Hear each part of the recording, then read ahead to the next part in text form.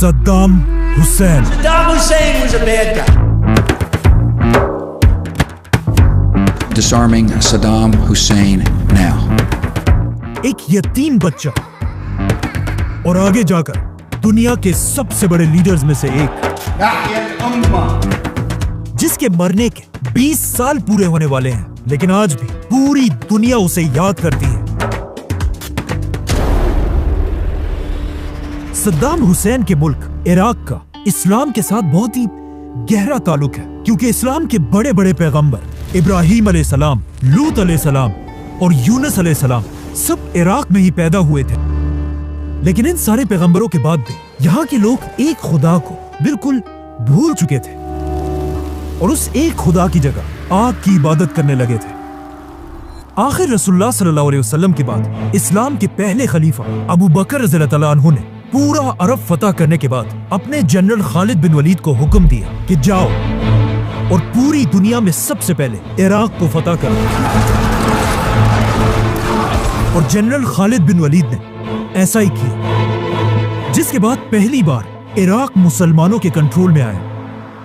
ये एक ऐसी फतह थी कि इसके बाद अगले 1300 साल तक कोई भी मुसलमानों से इराक नहीं छीन सका। लेकिन आज से 100 साल पहले जब इराक पर उस्मानिया खिलाफत की हुकूमत थी, दुनिया में एक बहुत बड़ी जंग शुरू हुई, वर्ल्ड वॉर 1, जिसमें ब्रिटिश एम्पायर ने पहली बार मुसलमानों से इराक छीन लिया। और इसे छीनने के बाद यहां पर इराक में अपना एक पपेट बादशाह बिठाया। और सिर्फ यही नहीं, बल्कि पूरे अरब में हर जगह अपने पपेट बादशाह बिठाए। नाउ बाकी सारे बादशाह तो आज तक अपनी कुर्सियों पर फुल ताकत के साथ बैठे हुए हैं, लेकिन इराक का बादशाह अपने मुल्क को संभाल नहीं सका, क्योंकि कुछ ही अरसे बाद इराक के बादशाह को उसके तख्त से हटा दिया गया और पूरे इराक में एक बहुत बड़ी कंफ्यूजन पैदा हुई और बहुत तेजी से इराक के लीडर्स बार बार बदलने लगे। अब इराक के इसी कंफ्यूजन के दरमियान इराक के एक छोटे से गांव में एक यतीम बच्चा पैदा हुआ, जिसका नाम था सद्दाम हुसैन। कुछ लोग उसे एक हीरो समझते हैं और कुछ एक जालिम डिक्टेटर। सद्दाम हुसैन को देखा, वो भी फिरौन था। लेकिन सद्दाम कोई आम बच्चा नहीं था। उसके पैदा होने से पहले उसका बाप मर चुका था। और जब सद्दाम की माँ को उसके शौहर के मरने का पता चला, उसने सद्दाम के पैदा होने से पहले सुसाइड करने की कोशिश की। एक यतीम बच्चा होने की वजह से सद्दाम हुसैन को बचपन से उसके दोस्त तंग किया करते थे, जिसकी वजह से कहा जाता है कि सद्दाम हुसैन बहुत छोटी सी उम्र में अपने साथ हमेशा एक स्टील रॉड लेकर फिरता था और जो भी बच्चा उसे तंग करता था वो सीधा उस स्टील रॉड को उसके सर पर मारता था। मतलब सद्दाम हुसैन के दिल में बचपन से डर नाम की कोई चीज नहीं थी। इसके कुछ ही अरसे बाद जब सद्दाम हुसैन की मां ने दूसरी शादी की, सद्दाम का सुतेला बाप उस पर इतना जुल्म करने लगा कि सिर्फ 10 साल की उम्र में अपने घर को छोड़कर भाग गया और जाकर अपने मामू के साथ रहने लगा। और यहां से उसकी जिंदगी हमेशा के लिए बदल गई, क्योंकि उसके मामू का ताल्लुक इराक की एक छोटी सी पॉलिटिकल पार्टी बाथ पार्टी से था। इस पार्टी में सिर्फ 100 या 200 लोग थे। जब सद्दाम हुसैन ने छोटी सी उम्र में इस पार्टी को ज्वाइन किया, इस पार्टी में सबको पता था कि सद्दाम हुसैन की एज तो बहुत कम है, लेकिन ये इस पार्टी का सबसे वायलेंट और बहादुर मेंबर है। जैसे ही सद्दाम हुसैन ने इस पार्टी को ज्वाइन किया, इस पार्टी के लोग अमेरिका की CIA के साथ मिलकर उस वक्त के इराक के प्राइम मिनिस्टर को मारने की प्लानिंग कर रहे थे। और ये इतना मुश्किल प्लान था, इसीलिए उन्हें इस काम के लिए बहुत ही खतरनाक लड़कों की जरूरत थी। तो ऑफ कोर्स उन्होंने इस काम के लिए सिर्फ 24 साल की उम्र के सद्दाम हुसैन को चुना। सद्दाम हुसैन ने अपनी टीम के साथ जाकर प्राइम मिनिस्टर की गाड़ियों पर गोलियों की बारिश कर दी, लेकिन इस हमले के बाद प्राइम मिनिस्टर बच गया, जिसके बाद मजबूरन सद्दाम हुसैन इराक को छोड़कर इजिप्ट की तरफ भाग गया। नाउ सद्दाम हुसैन का मिशन तो फेल हो चुका था, लेकिन उसकी बहादुरी को देखकर दुनिया के कुछ ताकतवर लोग उससे बहुत इंप्रेस हुए, जैसा कि अमेरिका की CIA।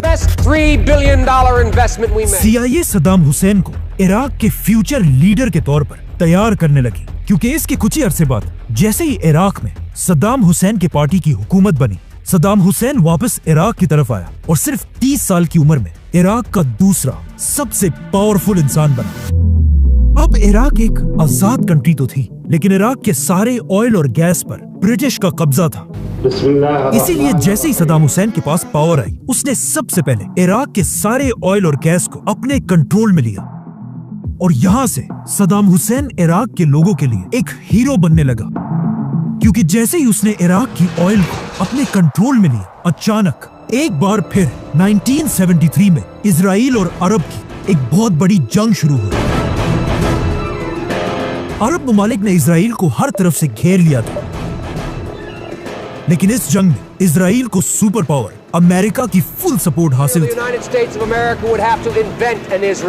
और इसी अमेरिका की सपोर्ट की वजह से इजराइल ने आसानी से बड़े बड़े अरब ममालिक को हरा दिया। ये देखकर सऊदी अरब के बादशाह किंग फैसल को अमेरिका पर बहुत गुस्सा आया और उसने अमेरिका को सबक सिखाने के लिए सारे अरब कंट्रीज को जमा किया और सब ने मिलकर ये फैसला किया कि हम आज के बाद इजराइल के दोस्तों मतलब अमेरिका को अरब का ऑयल नहीं बेचेंगे। और ये अमेरिका के लिए एक बहुत बड़ा धचका था, क्योंकि उस जमाने में अमेरिका अपना 80% तेल अरब ममालिक से खरीदता था। तो जैसे ही किंग फैसल ने अमेरिका पर यह पाबंदी लगाई, पूरी दुनिया में ऑयल की प्राइस डबल नहीं, ट्रिपल नहीं, बल्कि 4 गुना बढ़ गई। मतलब एक बैरल ऑयल की कीमत $3 से $12 बन गई। अब ये सब तो अमेरिका को कमजोर करने के लिए था, लेकिन इसका सबसे बड़ा फायदा इराक के यंग लीडर सद्दाम हुसैन ने उठाया।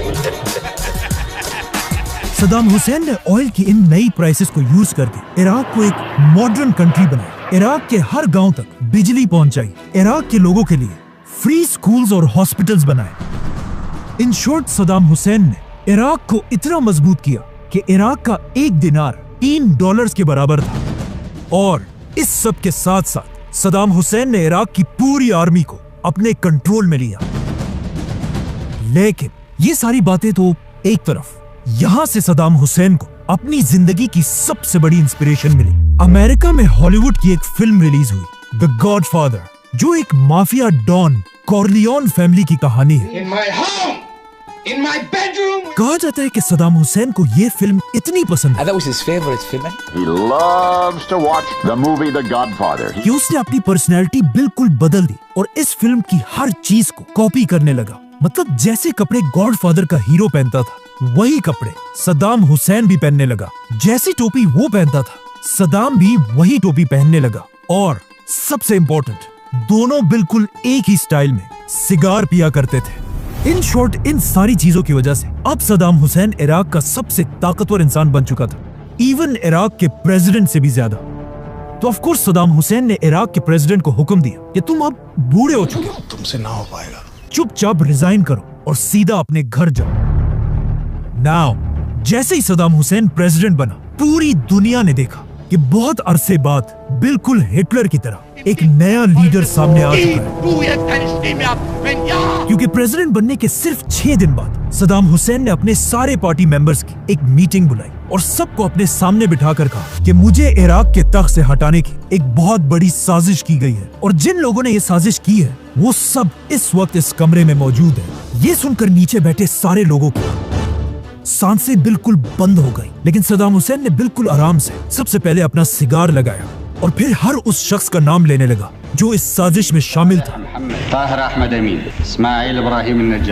सद्दाम हुसैन ने यह हुक्म दिया था कि मैं जिसका भी नाम लूं वो चुपचाप उठकर हॉल से बाहर निकल जाए। कुछ लोग आराम से बाहर चले गए और कुछ को जबरदस्ती निकाला गया। इस तरह सद्दाम हुसैन ने टोटल 68 लोगों के नाम लिए, जिनमें से कुछ को तो जेल में डाल दिया और बाकियों को गोलियां मार दी गई। जो लोग हॉल में बच गए वो जोर जोर से सद्दाम हुसैन के नाम के नारे लगाने लगे और इस तरह सद्दाम हुसैन ने अपनी खौफ से भरी बादशाहत शुरू की। मतलब इस वक्त सद्दाम हुसैन अपनी ताकत की पीक पर था, लेकिन यहाँ पर उसने अपनी जिंदगी की पहली बड़ी गलती की। सद्दाम ने ईरान के सुप्रीम लीडर आयतुल्लाह खुमैनी पर हमला कर दिया। 1979 में जब सद्दाम हुसैन इराक का लीडर बना, वहां at the same time Iran में भी एक नई हुकूमत बनी, आयतुल्लाह खुमैनी। इमाम खुमैनी का इनकलाब इतना बड़ा था कि पूरी दुनिया उनसे डरने लगी थी। Iran will never have a nuclear weapon. Khomeini ने ईरान के एक बहुत ही ताकतवर बादशाह को उसके तख्त से हटा दिया था।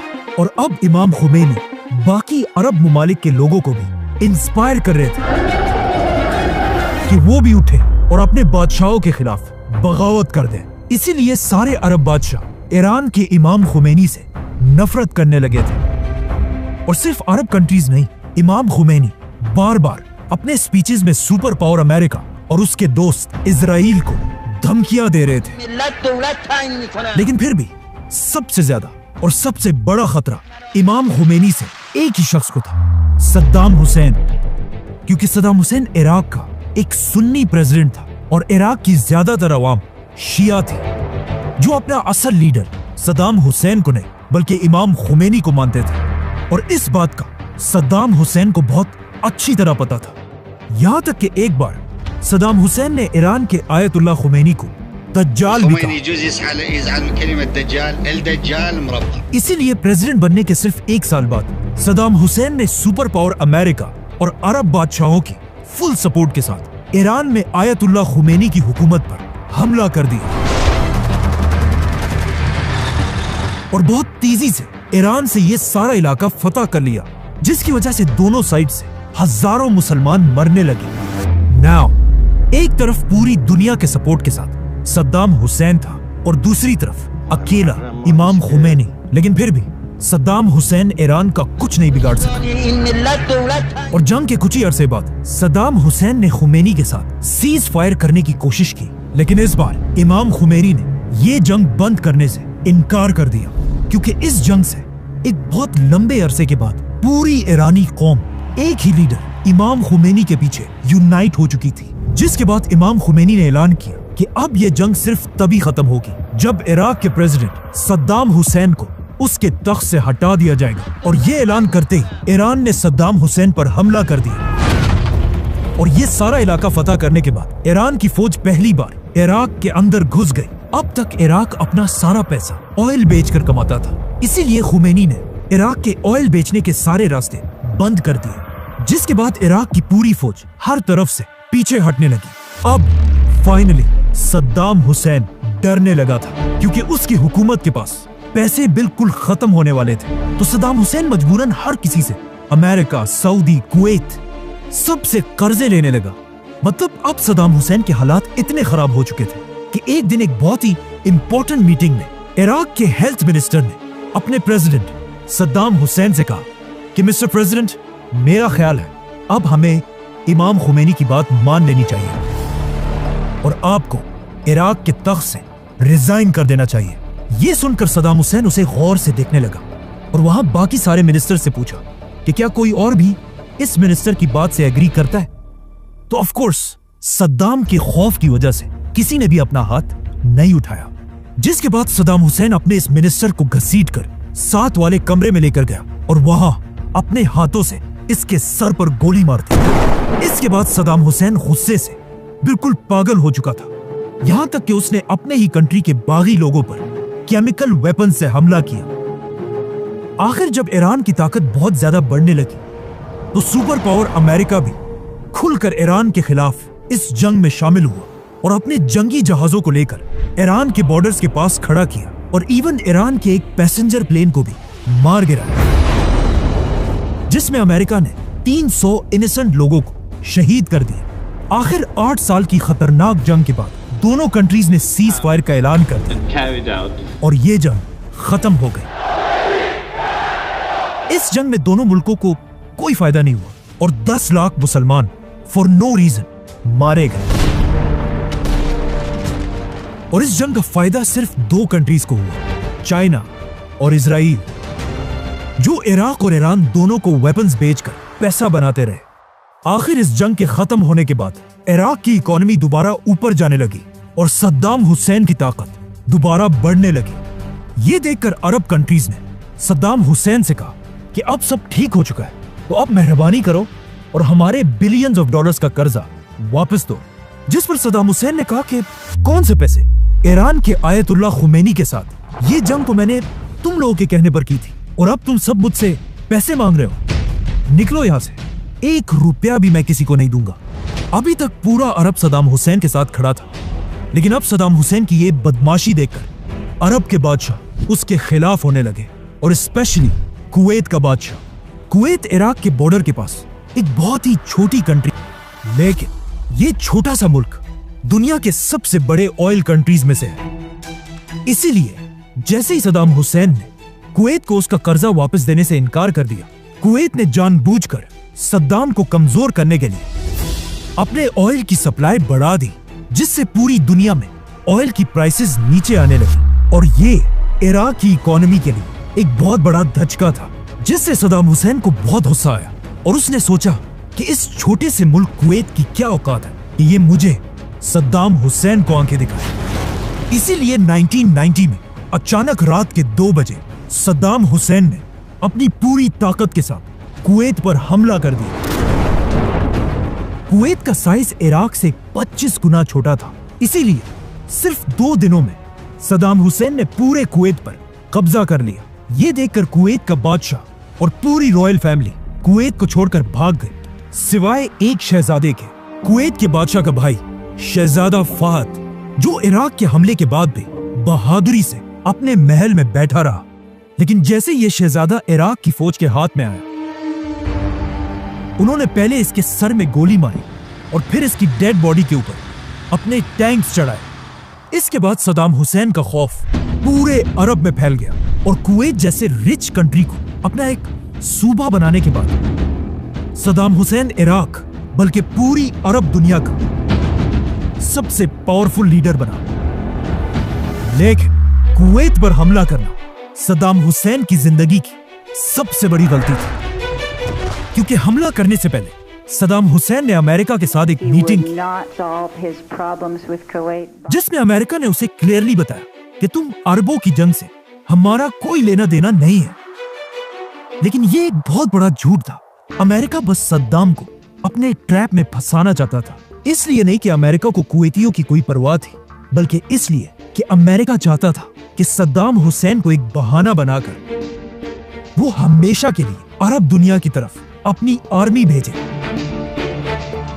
और वहां पर अपने बेसेस बनाए। और बिल्कुल ऐसा ही हुआ।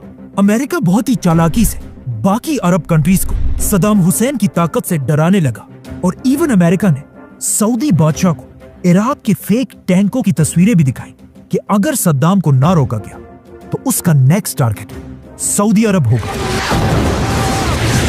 तो अब अगर सद्दाम हुसैन से अपनी जान छुड़ानी है तो हमें अमेरिका की फौज को सऊदी अरब के अंदर बेसिस देने ही होंगे। जिसके बाद ऑफ कोर्स सऊदी बादशाह ने अमेरिका को बेसिस दे दिए, लेकिन सऊदी अरब की अवाम इस सब से बिल्कुल भी खुश नहीं थी, स्पेशली एक सऊदी उसामा बिन लादेन। लेकिन अब अमेरिका सीधा सद्दाम हुसैन को धमकियां देने लगा कि अगर तुम कुवैत से पीछे नहीं हटे तो हम तुम पर हमला कर देंगे। लेकिन जब सद्दाम पीछे नहीं हटा तो अमेरिका ने अरब में अपने नए बेसिस से सद्दाम हुसैन की फौज पर हमला कर दिया और सिर्फ 1 महीने में पूरे कुवैत को दोबारा आजाद कर दिया। लेकिन कुवैत से भागते भागते सद्दाम ने एक काम ऐसा किया जिसकी वजह से आज तक दुनिया में बहुत सारे लोग उसे एक हीरो समझते हैं। जैसे ही अमेरिका ने इराक पर हमला किया, सद्दाम हुसैन को पता था कि वो अमेरिका का तो कुछ नहीं बिगाड़ सकता, इसीलिए उसने पहली बार अपने मिसाइल्स का रुख अमेरिका के दोस्त इजराइल की तरफ किया। Iraqi troops were to enter, we would act. और इजराइल के कैपिटल पर 40 मिसाइल से हमला कर दिया। इजराइल पर इस हमले के बाद अमेरिका, सऊदी और इजराइल सबको समझ आ गई कि अब सद्दाम हुसैन को हटाने का वक्त आ चुका है। तो अब जब पूरी दुनिया सद्दाम हुसैन के खिलाफ हो चुकी थी, तो सद्दाम हुसैन ने भी ये देखकर अपने आप को बिल्कुल बदल दिया।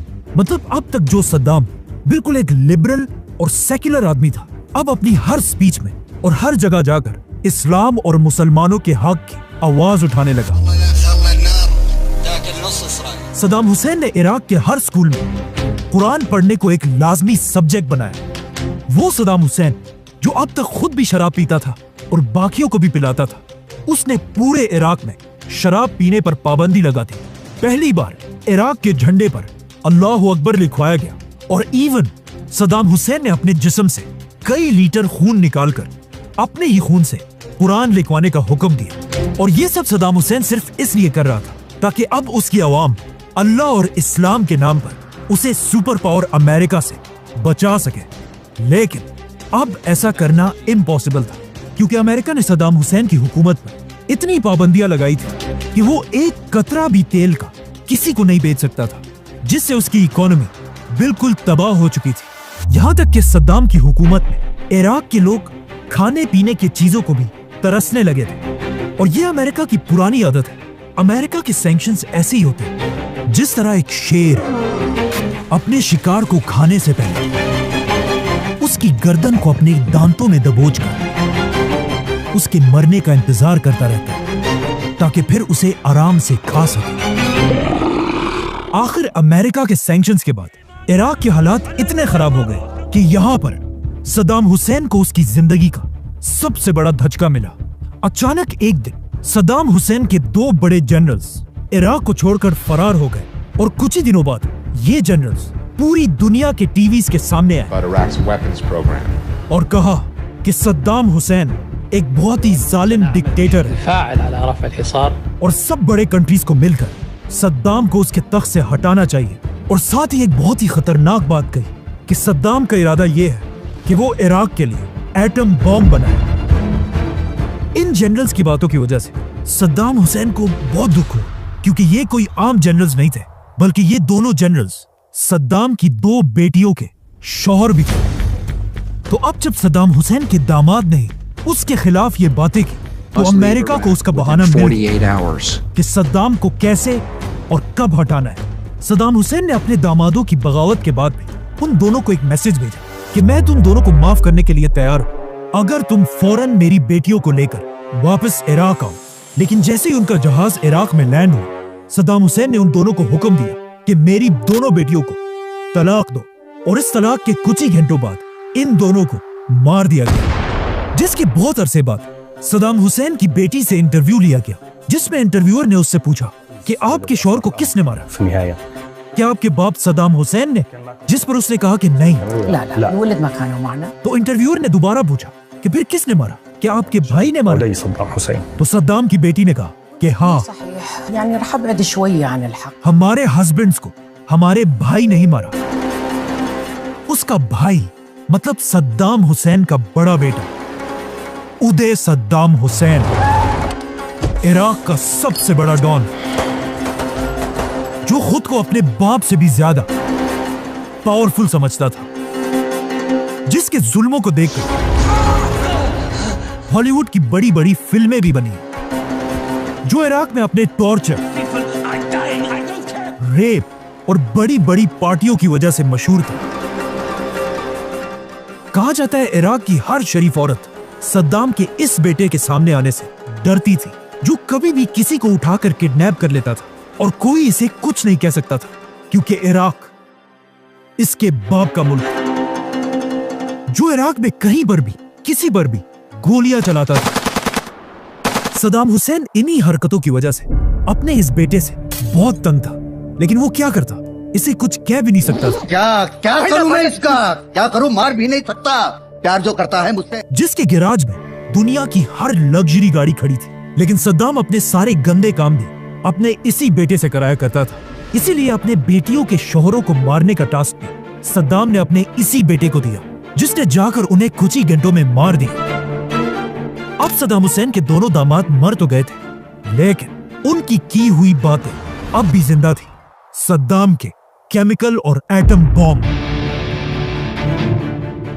अब अमेरिका को सद्दाम हुसैन पर हमले का बहाना मिल चुका था, लेकिन वो बस दुनिया में किसी ऐसे इवेंट का इंतजार कर रहे थे जिससे वो आसानी से इराक पर हमला कर सके। और ऐसा ही हुआ। नई सदी के शुरू होते ही अमेरिका के वर्ल्ड ट्रेड सेंटर पर हमला किया गया। अमेरिका के प्रेसिडेंट जॉर्ज बुश ने बहुत कोशिश की कि किसी तरह इस हमले का इल्जाम वो इराक के सद्दाम हुसैन पर लगा सके और फिर इराक पर हमला करके अमेरिका वहां की पूरी ऑयल पर कब्जा कर ले। लेकिन बहुत कोशिश करने के बाद भी जब उसे कोई सबूत नहीं मिला तो उसने मजबूरन इराक को छोड़कर अफगानिस्तान पर हमला कर दिया। लेकिन अब मसला यह था कि अफगानिस्तान अमेरिका से हजारों किलोमीटर दूर है और अमेरिका को अपने टैंक्स, जहाज और ट्रक्स इतने दूर भेजने के लिए एक बार फिर बहुत ज्यादा ऑयल की जरूरत थी। इसीलिए अफगानिस्तान पर हमले के कुछ ही अरसे बाद अमेरिका एक बार फिर इराक के सद्दाम हुसैन पर झूठे इल्जाम लगाने लगा। Saddam Hussein's ability to wage America Saddam Hussain के उसी दामाद का इंटरव्यू बार बार चलाने लगा जिसमें उसने क्लियरली कहा था कि सद्दाम हुसैन के पास केमिकल और एटम बॉम्ब है।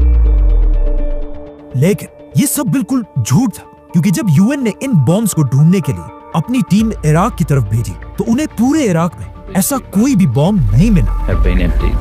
लेकिन फिर भी अमेरिका अपने झूठ से पीछे नहीं हट रहा था। तो अब अमेरिका जैसे सुपर पावर को रोकने के लिए दुनिया के आम लोग सड़कों पर आए। दुनिया की 600 सिटीज में 3 करोड़ लोगों ने मिलकर इराक पर हमले के खिलाफ प्रोटेस्ट किए, जो आज तक दुनिया की तारीख का सबसे बड़ा प्रोटेस्ट है।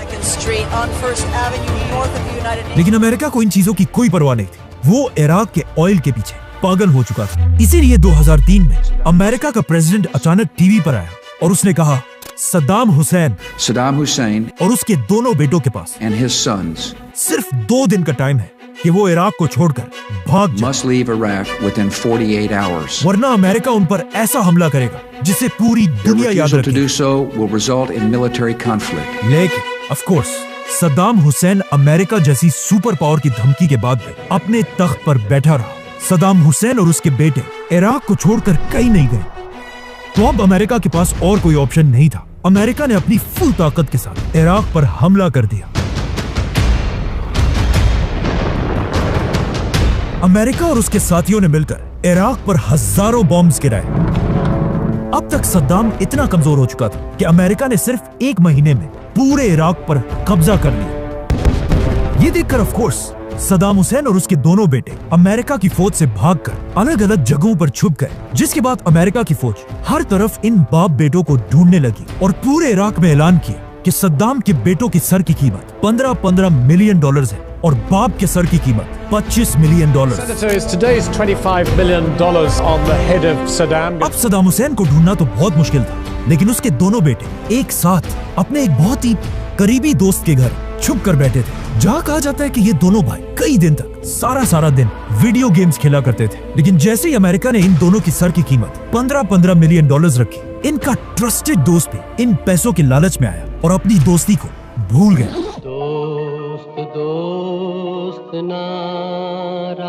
उसने सद्दाम हुसैन के बेटों को कहा, मुझे एक बहुत जरूरी काम से कहीं जाना है।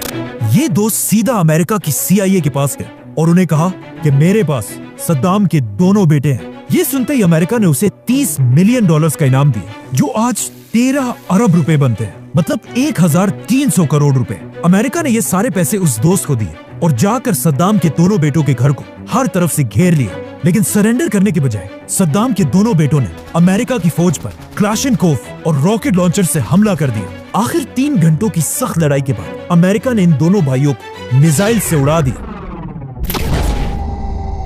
जैसे ही अमेरिका की फौज घर के अंदर गई, उन्होंने देखा कि सद्दाम के दोनों बेटे जमीन पर मरे हुए पड़े, लेकिन अब भी घर के अंदर से कोई उन पर फायरिंग कर रहा है। जब उन्होंने गौर से देखा तो उन्हें पता चला कि ये तो एक छोटा सा बच्चा है जो उन पर फायरिंग कर रहा है। ये छोटा सा बच्चा कोई और नहीं बल्कि सद्दाम का पोता मुस्तफा सद्दाम हुसैन था, जो इतनी छोटी सी एज में भी अमेरिकन के सामने सरेंडर करने को तैयार नहीं था। जिसके बाद अमेरिका ने इस बच्चे पर भी फायरिंग करके उसे मार दिया। अब जब ये खबर उनके बाप सद्दाम हुसैन तक पहुंची और उन्हें बताया गया कि आपके दोनों बेटों को मार दिया गया, तो उसने सबसे पहले पूछा कि क्या मेरे बेटों ने सरेंडर किया या अमेरिकन के साथ लड़कर शहीद हुए। तो उन्हें बताया गया कि आपके दोनों बेटे अपने खून के आखिरी कतरे तक अमेरिका की फौज के साथ लड़ते रहे। ये सुनते ही सद्दाम हुसैन ने कहा कि या अल्लाह, आपका बहुत शुक्र है कि आपने मुझे ऐसे बहादुर बेटे दिए। जिसके बाद सद्दाम हुसैन ने रेडियो पर आकर एक स्पीच की और कहा कि मेरे दोनों बेटों को शहीद कर दिया गया, लेकिन अगर मेरे ऐसे ही 100 और बेटे होते, मैं उन सबको अपनी कौम के लिए कुर्बान कर देता। आखिर कई महीनों तक सद्दाम हुसैन को ढूंढने के बाद अमेरिका को इस बात का पता चला कि सद्दाम हुसैन एक खास मछली मसगूफ बहुत ही शौक से खाता है, और इसी मछली की खबर को फॉलो करते करते सद्दाम हुसैन का पुराना दोस्त अमेरिका की फौज को उसके घर तक लेकर आया, जो एक बहुत ही खराब और टूटी हुई झोंपड़ी थी। लेकिन इस झोंपड़ी के अंदर भी अमेरिकन को कोई नहीं मिला। जैसे ही अमेरिका की फौज इसे एक झूठी खबर समझकर वापस जाने वाली थी, उस शख्स ने, सद्दाम के दोस्त ने, अपने पांव से एक रस्सी की तरफ इशारा किया और कहा, इसे खींचो। इस रस्सी का पीछा करते करते अमेरिका की फौज एक जमीन में एक सुरंग तक पहुंची। अमेरिका का एक फौजी जैसे ही इस सुरंग में अपना ग्रेनेड फेंकने वाला था, अचानक उस सुराख के अंदर से एक लंबी दाढ़ी वाला शख्स निकला और कहा, मैं हूं इराक का प्रेसिडेंट सद्दाम हुसैन और मैं सरेंडर करने के लिए तैयार हूं। दुनिया के सबसे महंगे पैलेसेस और लग्जरी गाड़ियों में फिरने वाला सद्दाम अब एक ऐसे सुरंग से पकड़ा गया जिसमें खड़े होने की जगह भी नहीं थी और उसके अंदर सिर्फ एक लाइट और एक छोटा सा पंखा लगा हुआ था। अमेरिका ने सद्दाम हुसैन को इसके बाद कई अरसे तक अपने कैद में रखा और आखिर 1 साल बाद सद्दाम हुसैन को पूरी दुनिया के कैमरों के सामने इराक की अदालत में पेश किया गया। दुनिया ये देखकर हैरान रह गई कि अब ये वो पुराना, पावरफुल और मगरूर सद्दाम हुसैन नहीं, बल्कि एक सफेद दाढ़ी वाला, कमजोर और बूढ़ा आदमी था। लेकिन जैसे ही जज ने इस बूढ़े सद्दाम से उसका नाम पूछा, तो सद्दाम हुसैन ने उसे कहा कि मेरा नाम पूरा इराक बल्कि पूरी दुनिया जानती है। मुझे तुम्हें बताने की जरूरत नहीं। मतलब अब सब कुछ खोने के बाद भी सद्दाम अपना सर झुकाने के लिए तैयार नहीं था। सद्दाम बार बार उन जजेस से कहता था कि तुम लोग कोई जज वज नहीं हो, बल्कि सिर्फ अमेरिका के एजेंट्स हो, और उनका मजाक उड़ाने के लिए बार बार अदालत में उन पर हंसता रहता था। और कभी पूरे केस को रोककर सबको नमाज पढ़ने का कहता था और कभी पूरी अदालत का ही बॉयकॉट कर देता था। आखिर सद्दाम हुसैन अपनी इन केसेस की वजह से दोबारा एक हीरो बनने लगा था। इसीलिए 2006 में फाइनली अदालत ने सद्दाम हुसैन को मौत की सजा सुनाई। नाउ अपनी मौत की सजा सुनते ही सद्दाम हुसैन रोने धोने के बजाय जोर जोर से इजराइल और अमेरिका के खिलाफ नारे लगाने लगा और उसने बार बार फलस्तीन और मुसलमानों के हक के लिए भी नारे लगाए। सद्दाम हुसैन की जिंदगी की आखिरी ख्वाहिश ये थी कि मुझे एक सोल्जर की तरह एक गन से शूट कर दिया जाए, लेकिन उसकी ये डिमांड रिजेक्ट कर दी गई और उसके कुछ ही दिनों बाद उसे पूरी दुनिया के सामने फांसी दे दी गई, जिसकी वीडियो आज तक YouTube पर पड़ी हुई है, लेकिन उसे यहाँ नहीं दिखा सकते। सद्दाम को हटाने के बाद अमेरिका का ख्याल था कि इराक अब एक बहुत ही पीसफुल कंट्री बन जाएगी, लेकिन ऐसा बिल्कुल भी नहीं हुआ, क्योंकि सद्दाम को हटाने के बाद अमेरिका ने कुछ बहुत बड़ी बड़ी गलतियां की। अमेरिका की फौज ने इराक में लाखों लोगों को मारा, इराक में शिया सुन्नी जंग दोबारा शुरू की, और सबसे बड़ी गलती ये थी कि उन्होंने सद्दाम हुसैन की पूरी फौज को उनकी जॉब से हटाकर घर जाने का हुक्म दिया, जिसकी वजह से एक ही रात में लाखों लोगों की फौज, जिनके पास गन्स, वेपन्स, सब कुछ था, जॉबलेस हो गए और इराक में अपनी मर्जी की एक नई फौज बनाने लगा। ये देखकर सद्दाम की लाखों की फौज और उनके जनरल्स में गुस्सा दोबारा बढ़ने लगा और वो इराक में हर जगह जमा होकर एक नई, इससे भी बड़ी बगावत की प्लानिंग करने लगे, जिसको आगे जाकर नाम मिला। अमेरिका के हमले के बाद इराक के हालात इतने खराब हुए कि इराकी अमेरिकन से नफरत करने लगे, यहाँ तक कि जब अमेरिका के प्रेसिडेंट जॉर्ज बुश ने पहली बार इराक विजिट की तो उनके सर पर लाइव जूते भी मारे गए। इराक पर हमला अमेरिका ने झूठ बोलकर किया था। You killed 1 million people in Iraq. और ये बात आज पूरी दुनिया मानती है। The war in Iraq is a big fat mistake. George Bush made a mistake. Saddam Hussain के फांसी के बाद पूरी दुनिया के अरब लीडर्स की एक बहुत बड़ी मीटिंग हुई, जिसमें अरब के सारे बड़े बड़े बादशाह बैठे हुए थे। अचानक अरब का एक बहुत बड़ा लीडर सद्दाम हुसैन की फांसी की तस्वीर लेकर स्टेज पर चढ़ा और अरब के सारे बादशाहों से कहा कि अब भी अगर हमने अमेरिका को नहीं रोका तो मैं कसम खाता हूं कि अमेरिका इसके बाद हम सबको बारी बारी खत्म करेगा। इस लीडर का नाम था मुअम्मर कद्दाफी। और इसकी ये बात बिल्कुल सही थी, क्योंकि सद्दाम हुसैन को मारने के बाद अमेरिका का नेक्स्ट टारगेट मुअम्मर कद्दाफी था। सब्सक्राइब।